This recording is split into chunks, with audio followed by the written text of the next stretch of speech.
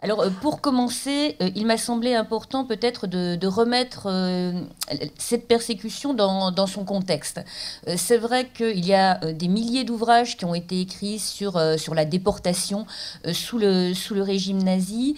Néanmoins, on va dire le destin de ceux qu'on appelait les triangles roses reste encore malgré les travaux récents, assez ignoré du grand public. Et c'est en effet un sujet qu'il est important de développer, d'éclairer, peut-être parce qu'il y a en effet beaucoup de non-dits et peut-être aussi beaucoup de contre-vérités.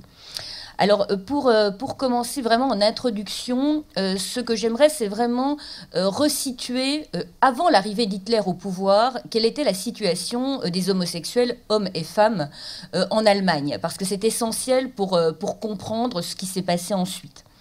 Alors, le premier point que l'on peut évoquer, c'est que l'homosexualité, mais attention, l'homosexualité masculine était pénalisée en Allemagne, ce qui n'était pas forcément le cas dans d'autres pays. On peut prendre simplement le cas de la France. Depuis 1791, la sodomie, puisque c'est ainsi que c'était désigné sous l'Ancien Régime, la sodomie avait été dépénalisée.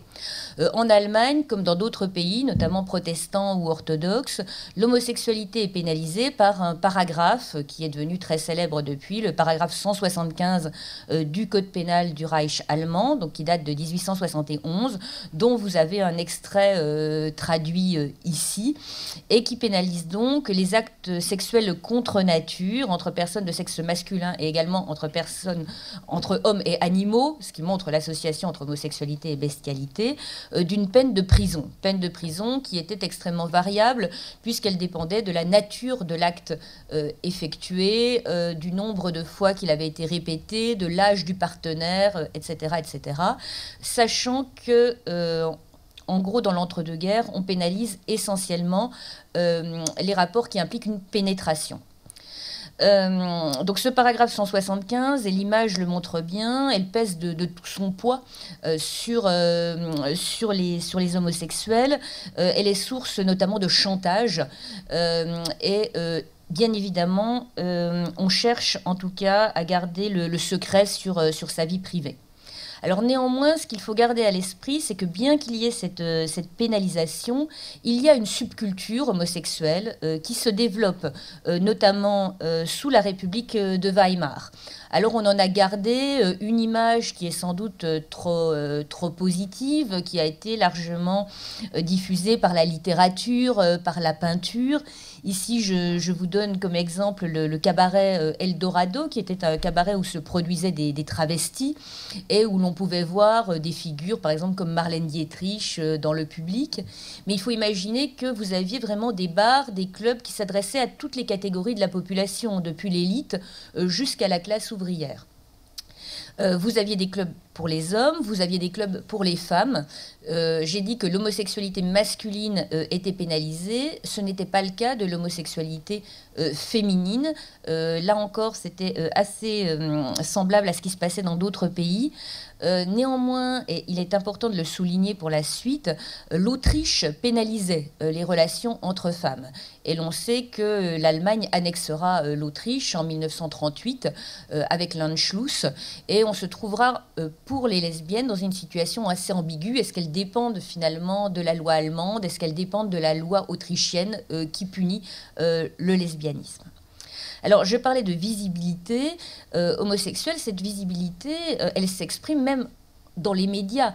Le premier film, par exemple, qui traite du destin d'un homosexuel, c'est celui-ci, Anders als die Andern, différent des autres, en 1919, qui évoque le destin d'un homme homosexuel qui va avoir une liaison avec un jeune homme, mais on le fait chanter et il va finalement se suicider.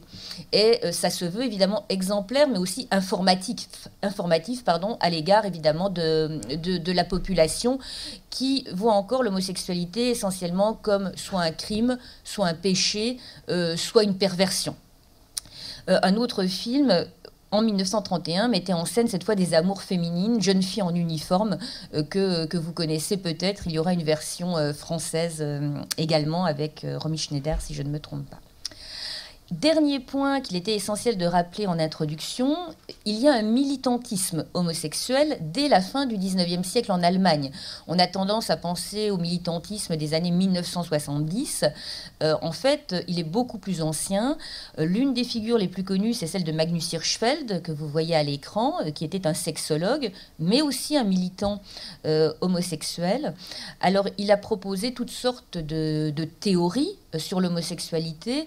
La formule que l'on a retenue le plus souvent, c'est celle-ci, l'inverti, puisque c'est ainsi qu'on désigne bien souvent l'homosexuel, parce que l'homosexuel aurait une inversion de genre, de manière très stéréotypée. On veut croire que l'homosexuel masculin serait efféminé, que la lesbienne serait forcément masculine. Et en tout cas, voilà, il décrit l'inverti comme ayant une âme de femme prisonnière dans un corps d'homme. Ce serait plutôt une définition transgenre aujourd'hui, mais homosexualité, transgenre, travestissement, c'est très très mal distingué à l'époque. Toujours est-il que Hirschfeld crée le premier mouvement homosexuel militant en 1897, donc le WHK, dont on traduit le nom généralement par Comité scientifique humanitaire. Évidemment, il ne s'agissait pas de mettre homosexuel dans le nom du mouvement à une époque où c'était mal vu. Et il fonde un institut de sexologie à Berlin en 1919. Alors, il a toute une activité militante, il va vraiment diffuser une pétition pour l'abolition du paragraphe 175, il publie des brochures comme celle que vous voyez ici, Ce que le peuple doit savoir sur le troisième sexe.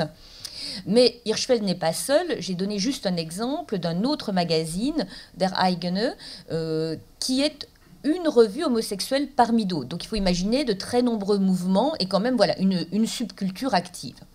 Donc je pense que c'était vraiment les points à mettre en avant pour comprendre ce qui va se passer quand Hitler va arriver au pouvoir en 1933. Alors, le premier point que je voudrais aborder sur le régime nazi, c'est la question de la vision de l'homosexualité par ce régime.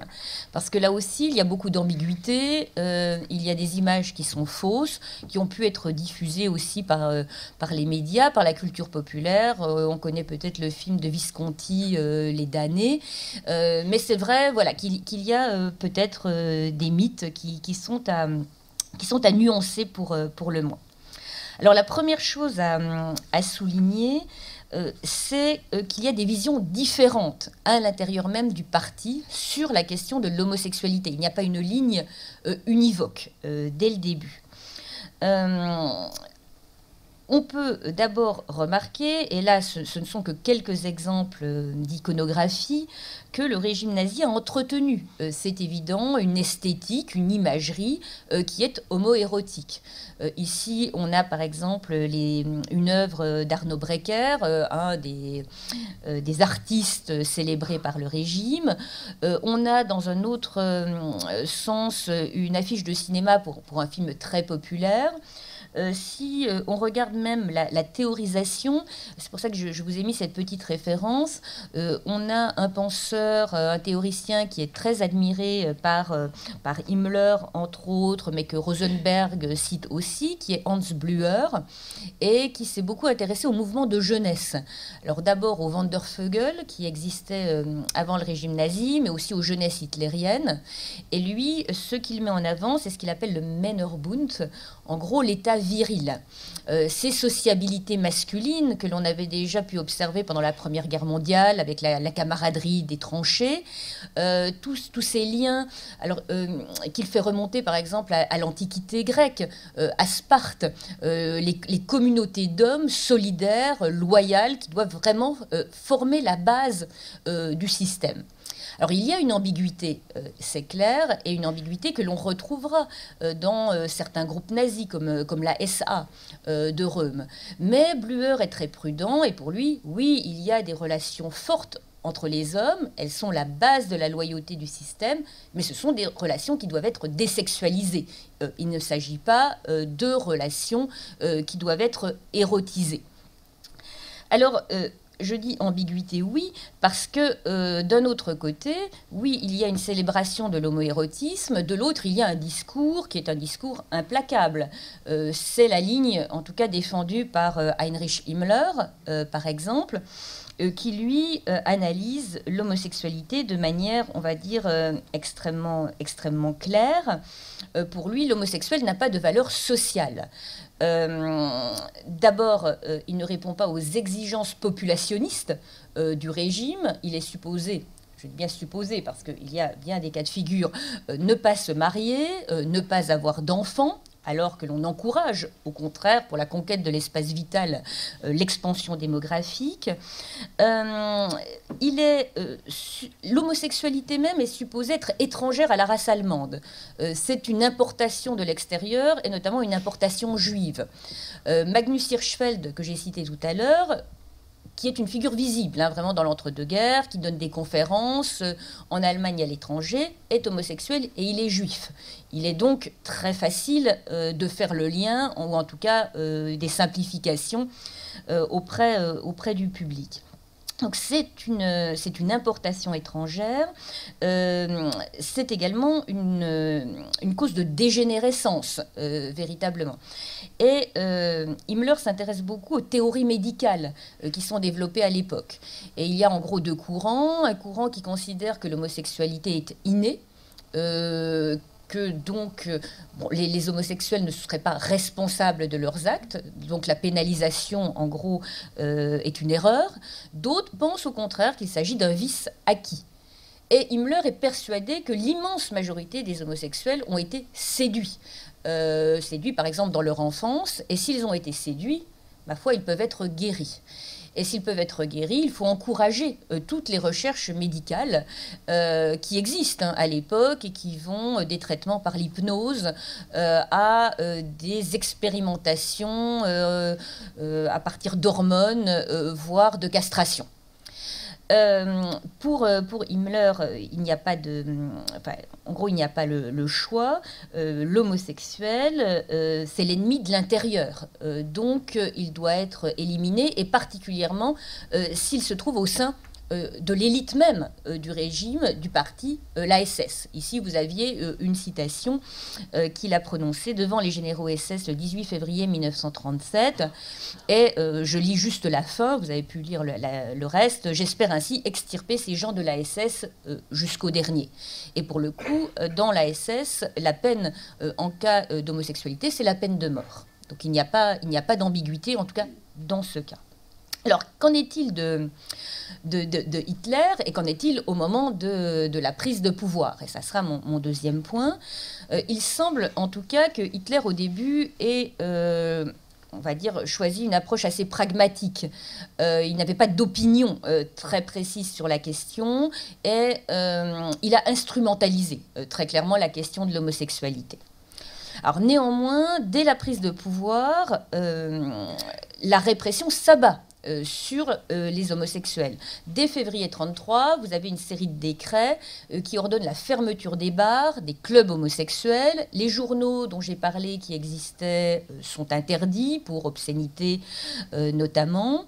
Et les mouvements militants sont soit dissous, soit se sabordent puisqu'ils se savent en gros en première ligne. Un des symboles, c'est le fameux Institut de sexologie de Magnus Hirschfeld qui est pillé le 6 mai 1933 par les jeunesses hitlériennes. La bibliothèque d'une valeur véritablement inouïe est brûlée lors d'un autodafé. Magnus Hirschfeld lui-même avait la chance d'être à l'étranger en conférence au moment du pillage et il trouvera refuge d'ailleurs en France pour la fin de sa vie. Alors, on voit qu'il va y avoir des étapes successives dans la répression. Au départ, c'est ce que j'ai indiqué ici, on va s'intéresser aux homosexuels qui semblent les plus dangereux pour le moral de la nation. Et les premiers décrets visent ce qui est qualifié de criminels sexuels habituels, c'est-à-dire les prostituées, homosexuels notamment, les récidivistes et ceux notamment qui ont des relations avec des mineurs. Alors, on a toutes sortes de cas de figure, mais généralement, ces personnes sont placées en détention préventive, où ils subissent déjà bien souvent humiliation, passage à tabac et autres violences. Et certains sont envoyés à ce moment-là en camp de concentration, alors même qu'ils n'ont pas eu de procès ni de jugement. Donc, on voit déjà, en gros, des 33-34, on a quelques personnes qui sont déjà clairement identifiées comme homosexuelles, qui sont envoyées en camp. Et un bureau spécial au sein de la Gestapo est créé pour s'occuper de ces questions. Alors, sachant, on peut le préciser, que comme bien souvent dans le régime nazi, vous allez avoir une multiplication des bureaux, une division des tâches entre différents services qui vont s'occuper de questions homosexuelles. Entre les deux, avant que je change de diapo, il va y avoir un événement déterminant qui va accélérer la répression. C'est ce que vous connaissez sans doute sous le nom de la nuit des longs couteaux. Donc entre le 29 en gros et le 30 juin 1934, où cette figure d'Ernst Röhm, le leader de la SA, va être, avec le reste de la SA ensuite, une des cibles du régime. Alors il faut rappeler que Röhm est un homosexuel notoire à l'époque, visible, il appartient à un des mouvements militants homosexuels de la République de Weimar. Il ne se cache pas, et d'ailleurs dans les années 30, le Parti communiste, le KPD, le Parti socialiste, le SPD n'hésitent pas à l'attaquer sur son homosexualité pour discréditer le régime nazi. Ne pas oublier que le Parti communiste, qui au départ avait défendu les droits des homosexuels, à partir de 1934, va définir l'homosexualité, je cite, comme une perversion fasciste, ce qui évidemment ne va pas contribuer à arranger les choses. Donc toujours est-il que lors de la nuit des longs couteaux, Röhm et ses amis de la SA sont éliminés sous prétexte de moralisation du parti, même si les arguments politiques, évidemment, priment. Et on verra d'ailleurs que cette instrumentalisation de l'homosexualité à des fins politiques, on la retrouve par exemple dans l'armée, contre les prêtres catholiques, contre les mouvements de jeunesse. En gros, on cherche le moyen de discréditer un courant, et donc l'accusation d'homosexualité est une façon, en gros, extrêmement facile et en tout cas valorisante aux yeux de l'opinion de se débarrasser des opposants. À partir de 1935, par contre, là, la radicalisation est immédiate, puisque le fameux paragraphe 175 va être redéfini. Et notamment, il est redéfini de manière à ce que les actes visés, désormais, ne soient pas simplement la pénétration, mais tous les cas possibles, finalement, d'actes et même de désirs homosexuels. Donc le champ, en gros, d'action est beaucoup plus large, et il y a toutes sortes de facteurs aggravants qui permettent d'augmenter de manière considérable les peines de prison. Ce qu'on verra d'ailleurs, c'est une augmentation des arrestations et des condamnations. Pour vous donner une idée, sous Weimar, on avait environ 700 personnes qui étaient condamnées par an. Sous le régime nazi, on atteindra 5000, 7000 en pic personnes condamnées par an. Donc en gros, une multiplication par 10 du nombre de personnes condamnées et des peines qui sont bien plus fortes qu'auparavant. Un nouveau bureau est créé par Himmler en vue d'organiser la lutte contre l'homosexualité et l'avortement. J'attire votre attention sur l'association. On voit bien, évidemment, l'accent qui est mis toujours sur cette question de dépopulation ici. Alors, à partir de là, et là aussi pour bien comprendre comment s'organise cette répression, on constate que une partie des personnes qui sont arrêtées, condamnées, vont subir des peines de prison. Certains ne feront, entre guillemets, que de la prison. D'autres feront de la prison et seront ensuite envoyés en camp de concentration. Certains sont envoyés directement en camp de concentration sans même avoir de procès. Enfin, vous avez des cas de figure extrêmement variés. Ce que l'on constate, c'est que ceux qui sont envoyés en camp de concentration, ce sont en priorité les prostituées, ceux qui sont qualifiés de corrupteurs de la jeunesse, donc qui ont eu des relations avec des mineurs, et les récidivistes. Récidivistes, attention, puisqu'on se base, c'est rétroactif, donc si vous avez déjà été interpellé ou fiché dans les années précédentes, une nouvelle arrestation, évidemment, vous fait considérer comme récidiviste. Le lesbianisme, malgré beaucoup de débats n'a pas été pénalisé, ce qui ne veut pas dire pour autant que les femmes aient été épargnées. On voit différents cas de figure. Certaines femmes ont choisi, en gros, de répondre en apparence aux attentes du régime. Par exemple, elles abandonnent les coiffures, les tenues qu'elles avaient privilégiées sous la République de Weimar. Certaines, comme d'ailleurs pas mal d'homosexuels, font des mariages blancs. Parfois entre homosexuels et lesbiennes. Certaines se cachent, certaines s'exilent. D'autres seront victimes du système. On peut citer, j'ai noté son nom là, Lotte Ham, qui était la présidente d'un des clubs lesbiens les plus connus de Berlin, Violetta, qui, elle, sera arrêtée sous prétexte de séduction d'une mineure, qui fera de la prison, puis qui sera envoyée en camp de concentration. Elle en réchappe, à moitié paralysée, mais voilà, on voit bien qu'il y a des cas où des femmes ont pu être poursuivies. Alors, pour aborder le dernier point, quel fut le sort des homosexuels dans les camps? Alors, on peut vraiment rappeler qu'on trouve, comme je l'ai dit tout à l'heure, des homosexuels dans les camps dès 1933, 1934, à Dachau. Ce qui ne veut pas dire qu'ils portent le triangle rose. Il y a eu toutes sortes de désignations possibles que je ne citerai pas toutes. Certains portaient le chiffre 175, donc en rapport au paragraphe. Certains vont être identifiés par des bandes rouges avec des points noirs.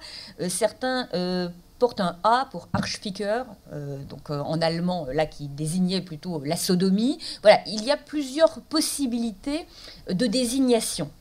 Ce qui crée évidemment la confusion ensuite quand il s'agit évidemment de pouvoir faire des analyses et des statistiques. Parmi les personnes déportées très tôt, on connaît par exemple en 1933 Egon Wüst, qui était l'une des stars travesties du cabaret Eldorado que j'ai montré tout à l'heure. Vous avez Kurt Hiller, qui était un des militants du WHK, proche de Magnus Hirschfeld. Donc voilà, il faut vraiment imaginer cette situation. Néanmoins, et c'est un point important, dans tous les camps, les homosexuels ne représentent qu'une toute petite minorité des détenus, toujours moins de 1%. Parfois, c'est 0,25.